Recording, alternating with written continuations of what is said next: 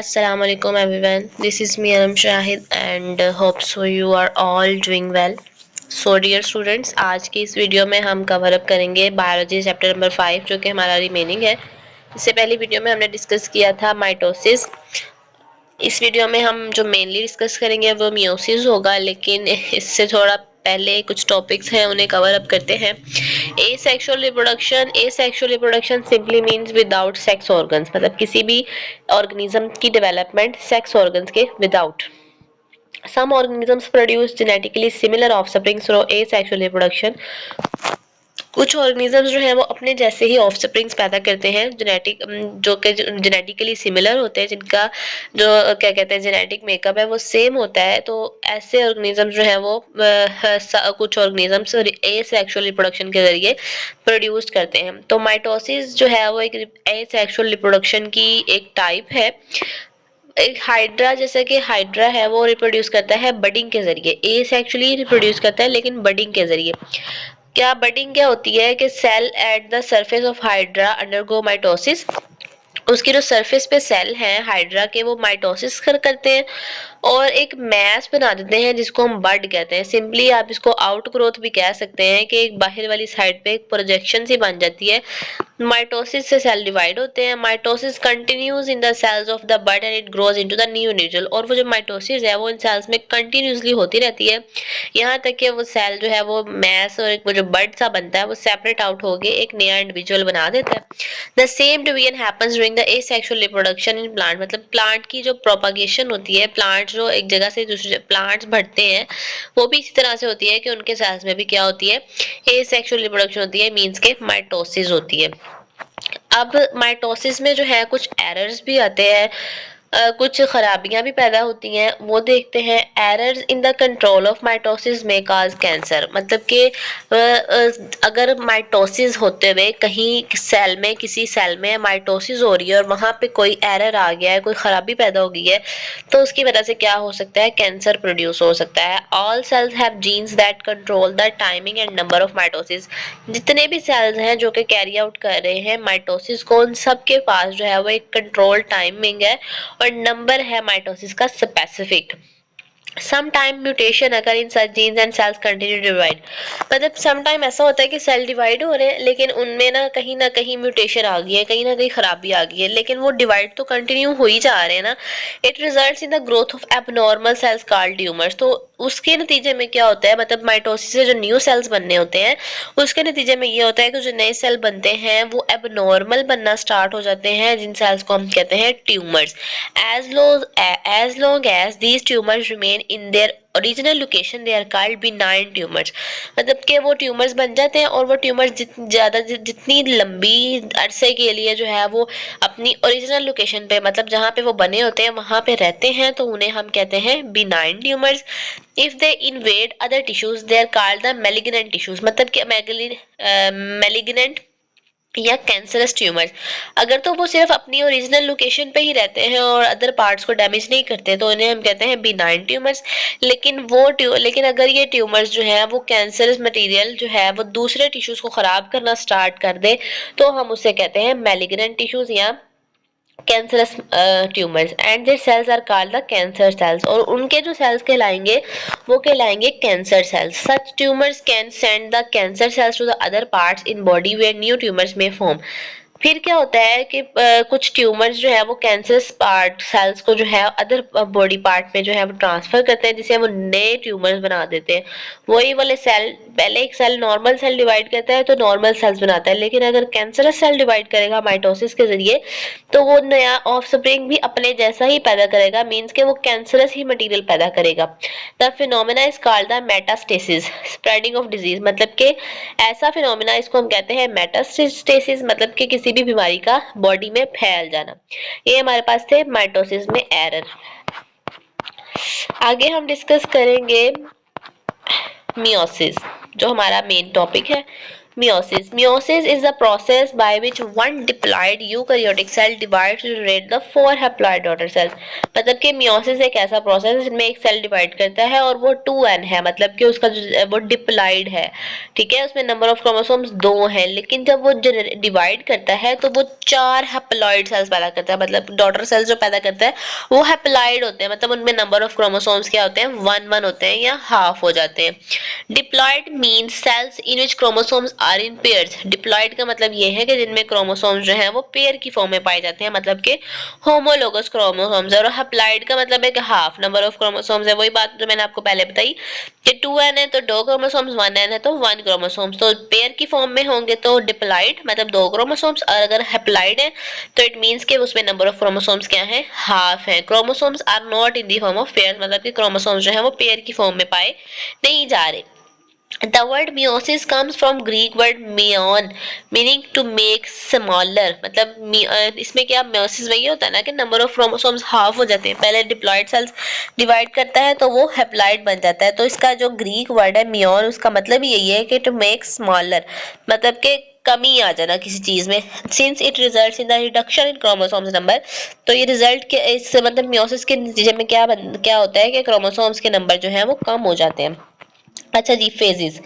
Meiosis was discovered and described for the first time in 1876 by German biologist Oscar Hartwig। Meiosis को सबसे पहले जो discover किया या डिस्क्राइब किया वो एक जर्मन बायोलॉजिस्ट था, ऑस्कर हार्टविग। उसने डिस्कवर किया इसको 1876 में। The preparatory step of meiosis are identical to the interphase of mitosis, मतलब कि जब सेल प्रिपेयर हो रहा होता है ना, अपने आप को डिवीजन के लिए प्रिपेयर कर रहा होता है, उसको हम इंटरफेस फेज कहते हैं। तो इंटरफेस जैसी माइटोसिस में थी वैसी ही सेम टू सेम जो है वो इंटरफेस मियोसिस में है। अगर कोई इंटरफेस किसी को नहीं समझ आई या किसी को नहीं समझ आ रही यहाँ पे कि मैं किस चीज के मुतालिक बात कर रही हूँ, तो आप इससे पहले वाली वीडियो में जाके देखें कि उसमें मैंने प्रॉपर्ली आपको इंटरफेस के बारे में पढ़ाया था। आप पहले उसको क्लियर करें एंड देन आप इसको कैरी ऑन करें। तो इंटरफेस जो है वो is divided into the same three phases. इसमें भी इंटरफेस जो है वो 3 फेजेस में डिवाइड है। G1 फेज है, S फेज है, G2 फेज है। Interface is followed by meiosis 1 and meiosis 2। Interface के बाद जो है वो एक उसकी जो इंटरफेस जिस तरह वहां पे G1 S फेज और G2 था वही इसी तरह, लेकिन इंटरफेस के बाद यहाँ पे आता है मियोसिस 1 एंड मियोसिस 2। अच्छा जी, मियोसिस 1 में क्या होता है? In meiosis 1, the homologous chromosomes in diploid cell separate and two haploid daughter cells are produced। मतलब सिंपली क्या होता है, एक सेल जो कि डिप्लॉइड है जिसमें नंबर ऑफ क्रोमोसोम्स पेयर में है, उसके क्रोमोसोम्स क्या करते हैं, वो सेपरेट होते हैं और टू हैप्लॉइड डॉटर सेल्स बना देते हैं, ठीक है। It is a step in meiosis that generate the genetic variation। ये वो स्टेप है जो कि जेनेटिक वेरिएशन प्रोड्यूस करता है, मतलब के ऑर्गेनिजम्स के जेनेटिक वेरिएशन जेनेटिक मेकअप में तब्दीलियां लेके आता है। Meiosis 1 occur in the 2 main steps. Meiosis 1 में क्या मेन स्टेप्स होते हैं? कैरियोकाइनेसिस होती है और साइटोकाइनेसिस होती है। ये दो स्टेप्स मैंने आपको पहले बता दिए हुए हैं। Karyokinesis mean division of karyokinesis mean the division of chromosomes, and cytokinesis mean the division of cytoplasm. The karyokinesis of meiosis is subdivided into prophase 1, metaphase 1, anaphase 1 and telophase 1। इसमें फर्दर कैरियोकाइनेसिस जो है वो divided है prophase 1 में, metaphase 1 में, anaphase 1 में और telophase 1 में। अब प्रोफेज 1 में क्या होता है? Prophase 1 is the longest phase in the meiosis. सबसे जो लॉन्गेस्ट फेज है ना मियोसिस की, वो हमारे पास है prophase 1। During this stage chromatin condenses into chromosomes. इसमें क्या होता है, जो क्रोमोसोम्स है, क्रोमेटिन मटेरियल है, वो कंडेंस होना शुरू हो जाता है क्रोमोसोम्स में। मतलब वो जो पहले इसी तरह डिस्पर्स पड़ा हुआ है वो अब जो है वो कंडेंस होकर क्रोमोसोम्स बनाना स्टार्ट कर देगा। The homologous chromosomes line up with each other and form pairs by the process called synapses। Homologous जो एक जैसे क्रोमोसोम्स हैं वो क्या करेंगे, वो लाइन अप होना स्टार्ट होंगे और पेयर बनाना स्टार्ट कर देंगे, जिसे हम कहते हैं, जिस प्रोसेस को हम कहते हैं synapsis. Each pair of homologous chromosomes is called bivalent. Bivalent has 4 chromatids, मतलब कि उसके बाईवैलेंट्स होंगे, 2 साइड्स होंगी। हर जो क्रोमोसोम्स का पेयर है वो बाईवैलेंट होगा और each bivalent has the 4 chromatids, और हर बाईवैलेंट के 4 क्रोमेटिड्स होंगे। So it may be also called tetrad due to 4 chromatid, इसको हम जो है वो टेट्रॉड भी कहते हैं। The two non sister chromatids of homologous chromosomes join each other at a certain point along their length. Homologous जो क्रोमेटिड मटेरियल है होमोलोगस क्रोमोसोम्स का, वो दोनों एक स्पेसिफिक पॉइंट पे जुड़ेंगे along their length. These points of attachment are called chiasmata, और वो जो अटैचमेंट का पॉइंट है उसको हम बोलेंगे chiasmata. In the next stage, the non-sister chromatids of homologous chromosomes exchange their segments and the phenomena is called crossing over. Next step में क्या होगा कि sister chromatids जो है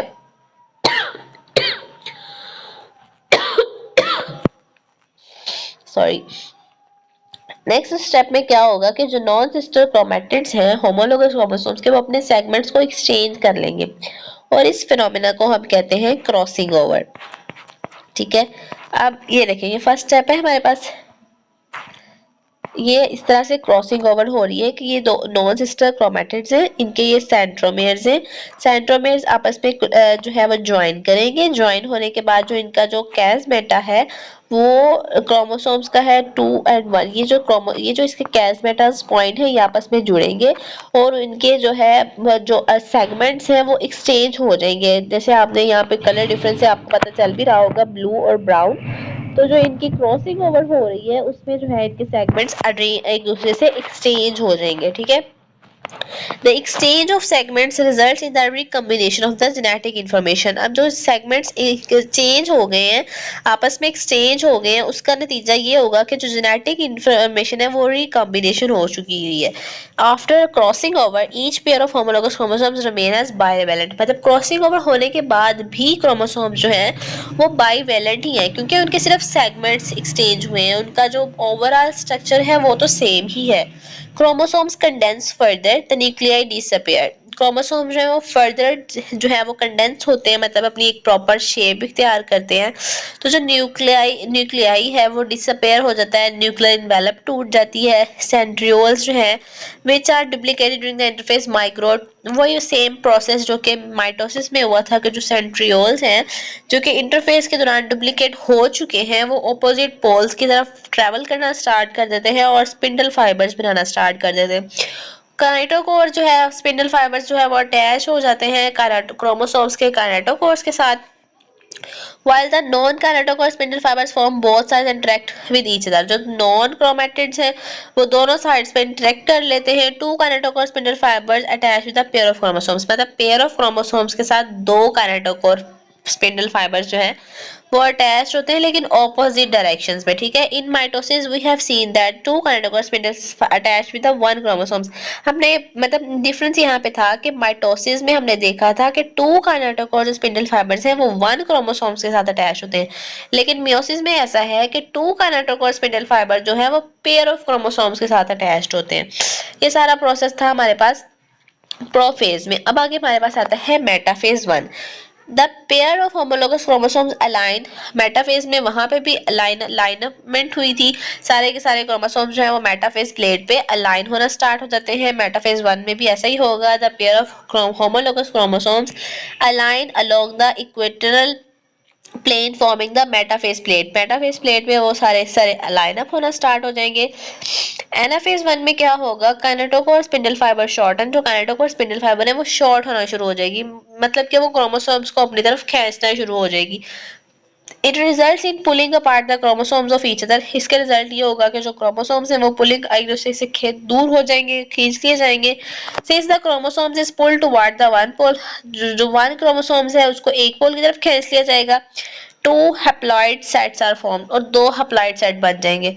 Each chromosome still contains a pair of sister chromatids, मतलब sister chromatids तो हर chromosomes के पास होंगे लेकिन वो डिप्लॉइड कंडीशन से हैप्लॉइड कंडीशन में आ जाएंगे क्रोमोसोम्स। अब आगे हमारे पास आता है telophase 1। Chromosomes arrives at the pole, chromosomes जो है वो पोल्स पे चले गए। Each pole has now half number of chromosomes but each chromosome still consist of 2 chromatids. मतलब के नंबर ऑफ क्रोमोसोम्स तो हाफ हो गए हैं, डिप्लॉइड से हैप्लॉइड में चले गए हैं, लेकिन उनके जो क्रोमैटिड्स हैं वो मतलब सिस्टर क्रोमैटिड्स उनके जो हैं वो 2 ही है। नेटवर्क स्पिंडल फाइबर्स डिसअपीयर हो जाएगा, न्यूक्लियर एनवेलप जो है वो दोबारा से बनना स्टार्ट हो जाएगी हैप्लॉइड सेल के इर्द गिर्द, और सेल जो है वो अनकॉइल बैक इनटू क्रोमैटिन, और सेल के जो क्रोमोसोम्स हैं वो दोबारा से अनकॉइल हो जाएंगे, मतलब कि अपनी जो उसकी ओरिजिनल एक डिस्पर्स सी शक्ल है, मर्ज हुआ जो न्यूक्लियस के अंदर होता है उस शेप में जाना स्टार्ट हो जाएंगे। Cytokinesis, the pinching of cell membrane in animal cells or the formation of cell wall in the plant cell। मतलब साइटोकाइनेसिस होगी, उसके नतीजे में क्या बनेगा, the creation of 2 haploid daughter sales is completed, और 2 हैप्लॉइड सेल्स की जो फॉर्मेशन है वो कंप्लीट हो जाएगी। After meiosis 1 both haploid daughter cells enter a period of rest known as interkinesis और इंटरफेज 2। मतलब मियोसिस 1 जब कंप्लीट हो जाएगी तो सेल जो है वो एक रेस्टिंग पीरियड में चला जाएगा, जिसे हम कहते हैं इंटरकाइनेसिस या interphase 2। Interphase 2 is different from interphase of mitosis and meiosis 1। मतलब कि जो ये प्रोसेस है इंटरफेज 2 का जो प्रोसेस है, ये इंटरफेज जो माइटोसिस का था या मियोसिस का जो इंटरफेज था, दोनों से डिफरेंट है। There is no S phase, so there is no duplication of chromosomes during this stage। मतलब कि इस स्टेज में जो है वो S phase नहीं है, G1 फेज भी है, G2 फेज भी है, लेकिन S फेज नहीं है, मतलब कि जो उसके क्रोमोसोम्स हैं वो डबल नहीं होंगे। यही बात हमने पहले स्टार्ट में की थी कि मियोसिस जो है वो ऐसी डिवीजन है जिसमें नंबर ऑफ क्रोमोसोम्स जो है वो हाफ हो गए हैं, डिप्लॉय। अब इंटरफेज 1 में जो है वो सेल डिप्लॉयड कंडीशन से हैप्लॉइड कंडीशन में आ गया है, लेकिन जब उसने इंटरफेस 2 में जाना है जिसमें उसके नंबर ऑफ क्रोमोसोम्स डबल होते हैं, उसमें एस फेज जिस प्रोसेस में होते हैं वो एस फेज ही नहीं है। इट मींस कि उसके नंबर ऑफ क्रोमोसोम्स जो है वो डबल नहीं होंगे।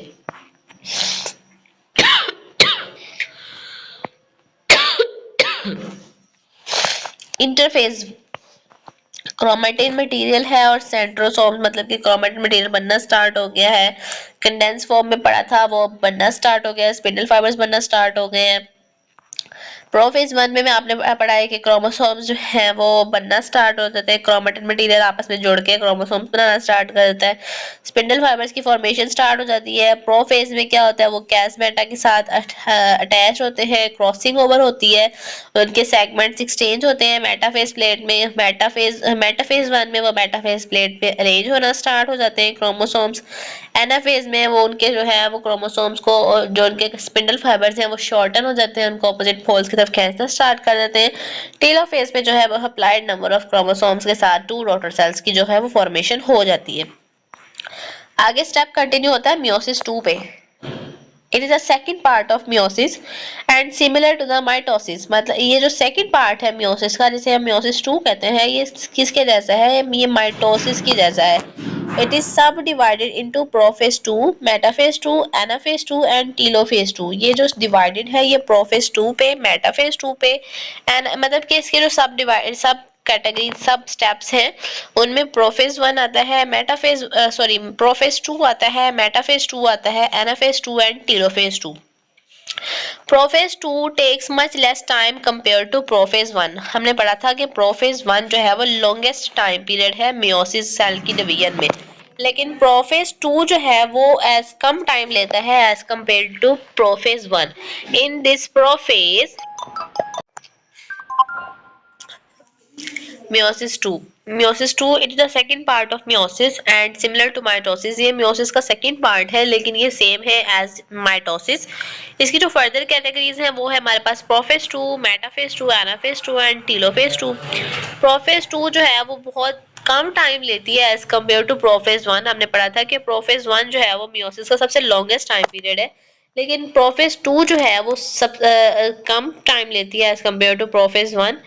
In this prophase, nuclei and nuclear envelope disappear and chromatin condenses। इसमें जो इस फेज प्रोफेज में क्या होता है, जो न्यूक्लियाई है और न्यूक्लियर एनवेलप है वो दोबारा से डिसअपियर होना स्टार्ट हो जाता है, और जो क्रोमैटिन मटेरियल है वो दोबारा से कंडेंसेशन की तरफ जाना स्टार्ट कर देता है। सेंट्रियोल्स जो है वो ऑपोजिट रीजन्स में मूव कर जाते हैं एंड मेक स्पिंडल फाइबर्स और स्पिंडल फाइबर्स बनाते हैं। In metaphase 2, chromosomes attach with kinetochores, spindle fibers and align at the equator of cells. अब chromosomes जो क्या करते हैं वो kinetochore spindle fibers के साथ अटैच होते हैं और इक्वेटर लाइन पे लाइन अप होना स्टार्ट कर देते हैं. It is followed by anaphase 2. ये मतलब इसके बाद जो फर्दर स्टेप आता है हमारे पास एनाफेज 2 आता है where centromeres are cleaved and sister chromatids are pulled apart. जिसमें सेंट्रोमेयर से जो है वो क्रोमोसोम्स टूटता है और सिस्टर क्रोमैटिड जो है वो ऑपोजिट पोल्स की तरफ चले जाते हैं. The sister chromatids are now called sister chromosomes. मतलब आफ्टर क्लीवेज जो सिस्टर क्रोमैटिड्स हैं उनको हम कहते हैं sister chromosomes and they are pulled toward the opposite poles. और वो ऑपोजिट पोल्स की तरफ जो है वो मूव कर जाते हैं. Telophase 2 is marked with uncoiling of chromosomes into chromatin. Telophase 2 में क्या होता है कि जो क्रोमोसोम्स हैं वो अनकॉइल होना स्टार्ट हो जाते हैं, दोबारा से क्रोमैटिन मटेरियल बनना स्टार्ट करते हैं, न्यूक्लियर इन्वेलप जो है वो रीफॉर्म हो जाती है. Cleavage of cell wall formation eventually produces the 4 daughter cells. और फिर जो सेल वॉल है वो क्लीवेज कर देता है, टूट जाता है और 4 डॉटर सेल्स बन जाते हैं जिनके नंबर ऑफ क्रोमोसोम्स जो हैं वो हेप्लॉइड होते हैं. अब एक डायग्रामेटिकली डिस्कस करते हैं इसको. प्रोफेज 2 को मतलब वो प्रोफेज 2 में जब सेल जो है वो एक रेस्टिंग फेज में जाने के बाद जब मियोसिस 2 स्टार्ट करता है, पहला स्टेप है हमारे पास मियोसिस प्रोफेज 2. इसमें वही कि क्रोमेटिन मटेरियल जो है वो कंडेंस हो गया, स्पिंडल फाइबर्स बन गए हैं और जो दोबारा से जो है वो लाइन अप होना स्टार्ट हो गई. लेकिन यहाँ पे 2 क्रोमोसोम्स हैं.